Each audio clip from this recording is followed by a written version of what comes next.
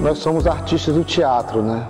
E pra gente foi ter que virar essa chave nesse momento tão difícil pra gente de como transformar uma arte que é presença, que é corpo, que é suor, que é cheiro, em algo agora que fosse numa fotografia, num registro mais fixo, né?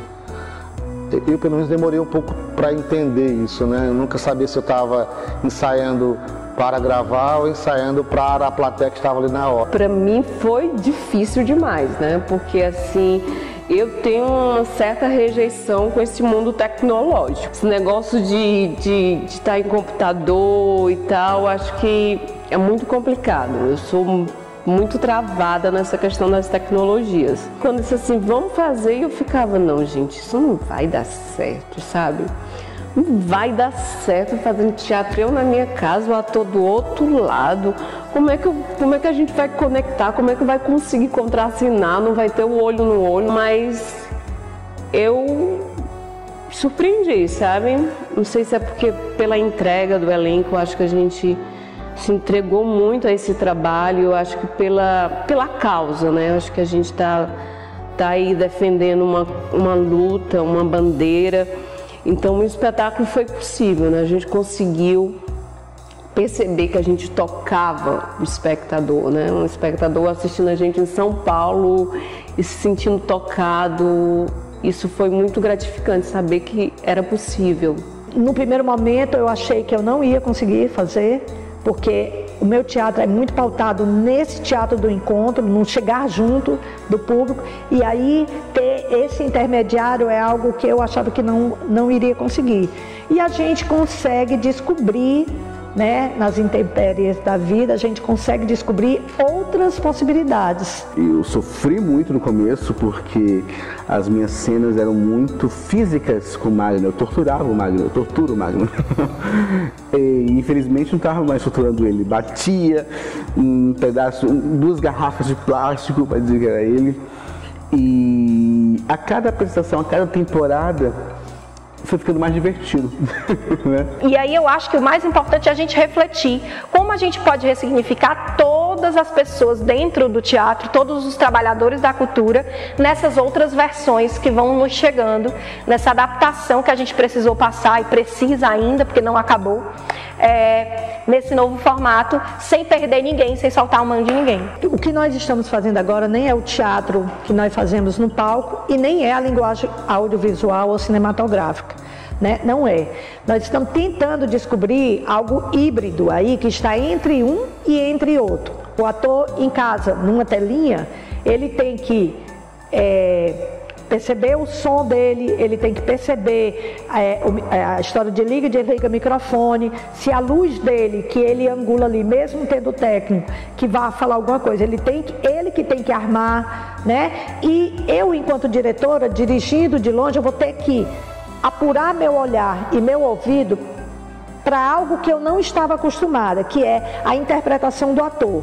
Se a interpretação do palco pede um tônus de presença do ator, a do vídeo é outra, que não é a do audiovisual. Foi muito bacana, por exemplo, levar o ano que não acabou e ver pessoas de vários cantos do Brasil assistindo e depois a gente abrir a roda de conversa, que é outra possibilidade também, conversar após o espetáculo e dizer que foi altamente tocado por um espetáculo que está sendo feito pelo computador. Então, isso a gente vai quebrando preconceitos, vai descobrindo outras possibilidades e vai aprendendo com tudo isso. Aqui, se a gente matar 10, 15 ou 20 de vocês com 10 ou 30 tiros cada um, nós seremos condecorados e não processados. Essa coisa de direitos humanos não tem vez aqui não! Direitos humanos é um esterco da vagabundagem, seu merda! Se você não falar, será quebrado por dentro. Nós sabemos fazer isso sem deixar marcas. E se sobreviver, jamais vai esquecer o preço dessa valentia, seu merda!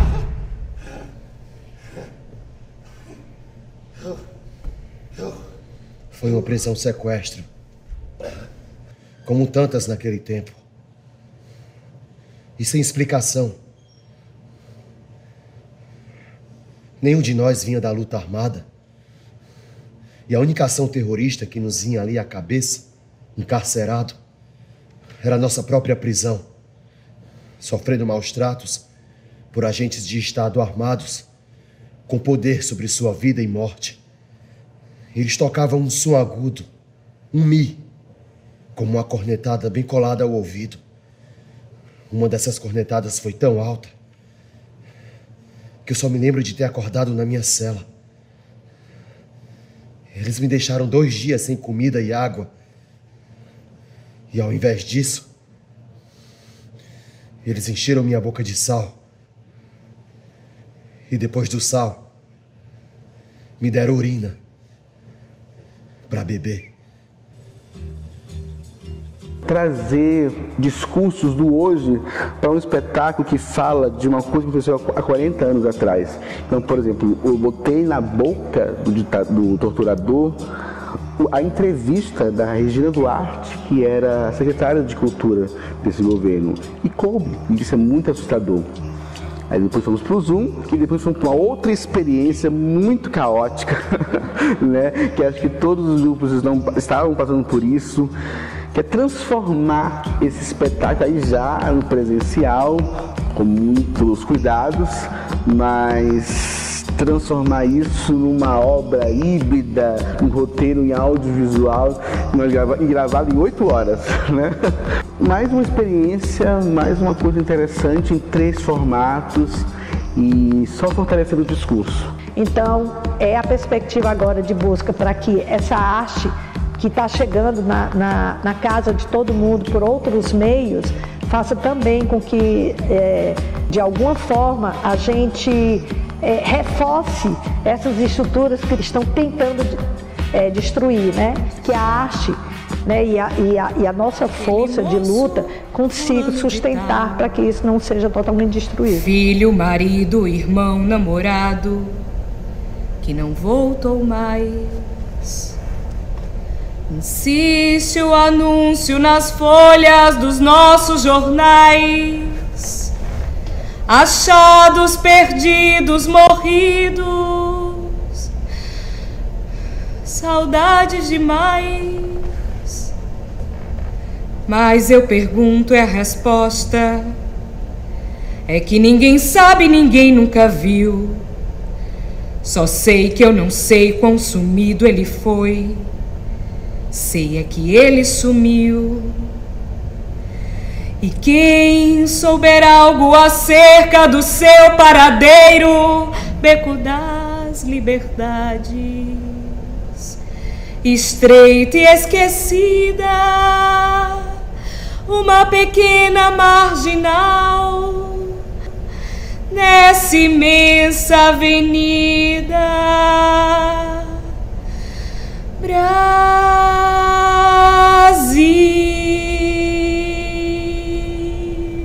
Uma coisa que eu aprendi muito com o teatro é que ele é coletivo, né? E ele se fortalece quando a gente cria forças, né? Pontos de força. Então, eu vejo muito que a gente foi se fortalecendo enquanto pessoas de teatro, pessoas de arte, pessoas da cultura.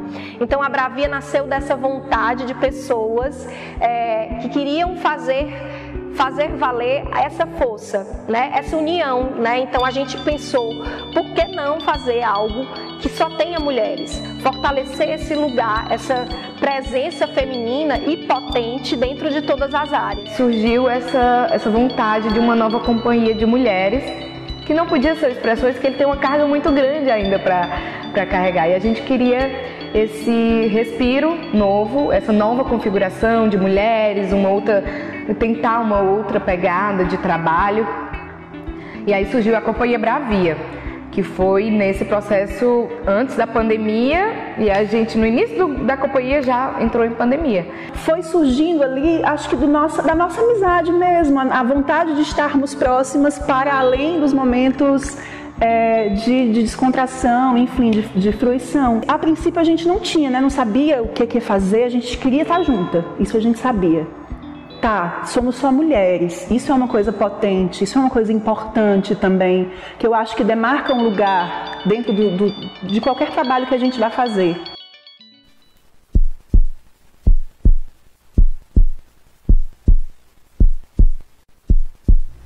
O que vocês pensariam se eu começasse a falar de um cavalo? Se perguntariam qual relação isso teria com uma moça de 19 anos, militante estudantil dos anos 60. Em muitas culturas, o cavalo é o arquétipo que dá força para alcançar a liberdade da alma e nos tornarmos independentes.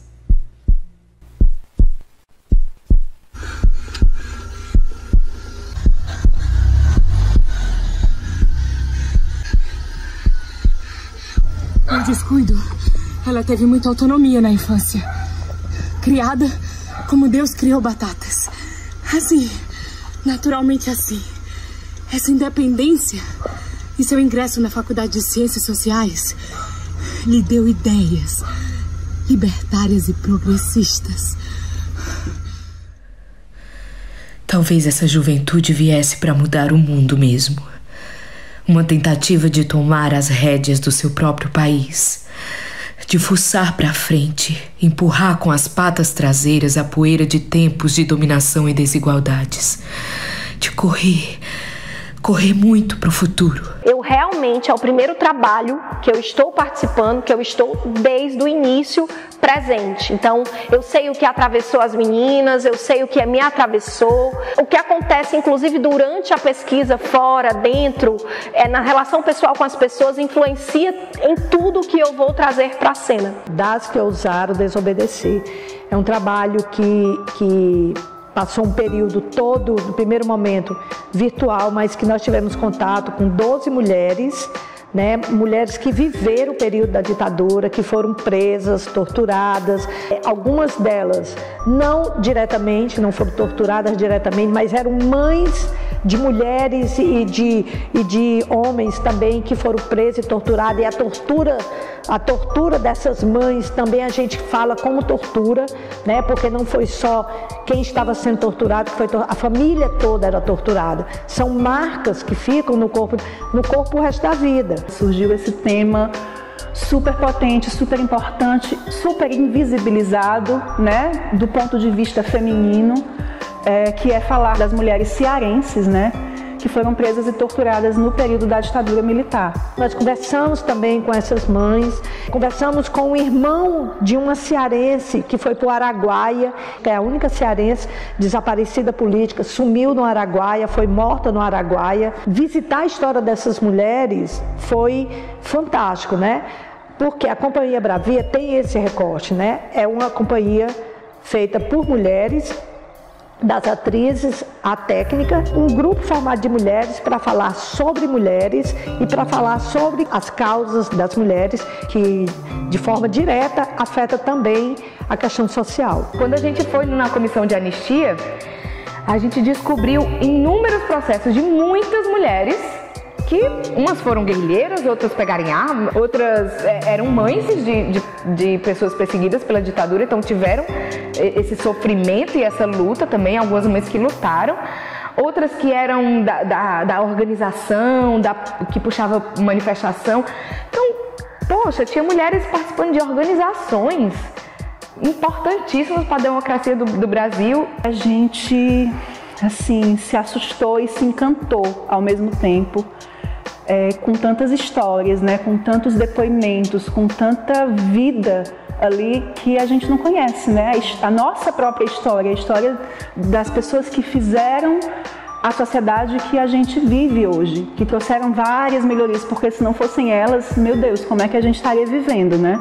E aí a gente fez esse momento, né, do Bravia bem virtual, com entrevistas, com estudo de texto, e agora a gente está finalmente montando um espetáculo num formato já pensado para o virtual, então já vai ser uma luz completamente diferente, porque o pensamento já vai ser para a câmera, para o olhar do público na câmera. Existe um novo formato aí. A arte, ela é urgente, esse assunto ele é urgente. O que a gente já está estudando e partilhando e construindo juntas também é urgente que seja falado. Então vamos encontrar essa forma. Passamos por um longo período assim de conversas com as mulheres, um longo período a gente escrevendo, né, cada uma das atrizes escrevendo um pouco sobre essas mulheres. Fomos discutindo a dramaturgia com a Airê, construindo essa dramaturgia, onde a gente conta um pouco sobre a história dessas mulheres. O coração não se cansa de ter esperança de um dia ser tudo o que quer. Meu coração de criança é só lembrança de um futuro feliz de mulher que passou meus sonhos sem dizer, fez dos olhos meus não chorar mais sempre. Meu coração vagabundo quer guardar o mundo em mim.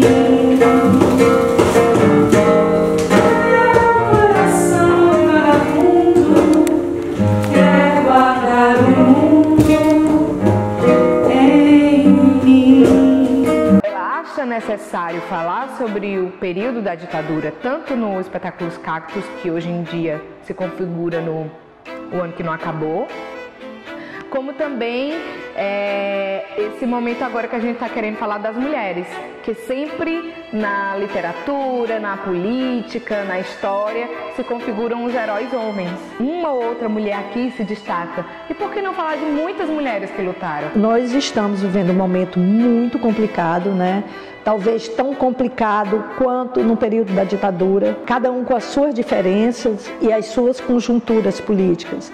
Mas são momentos muito tensos e momentos tristes, né? Que a gente tem que estar se revigorando, o tempo inteiro se alimentando, tentando se alimentar de algo que nos deixe vivos, né?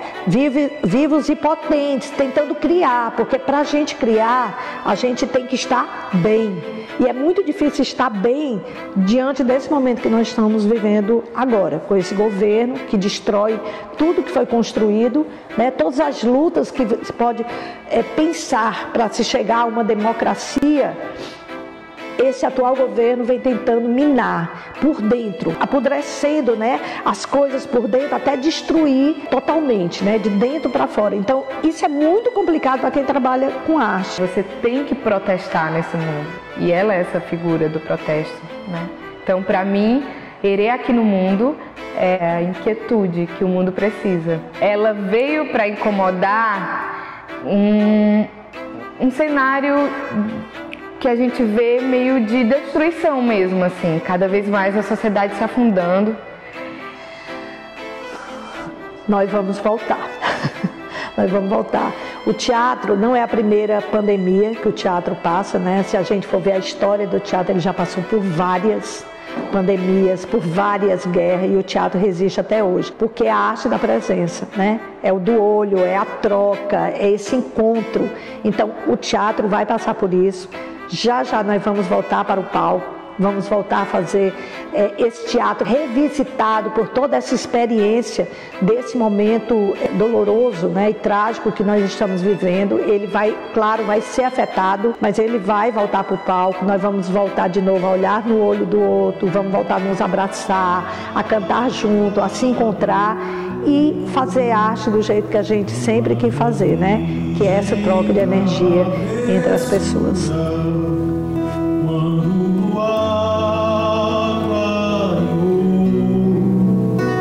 Mas quando eu vi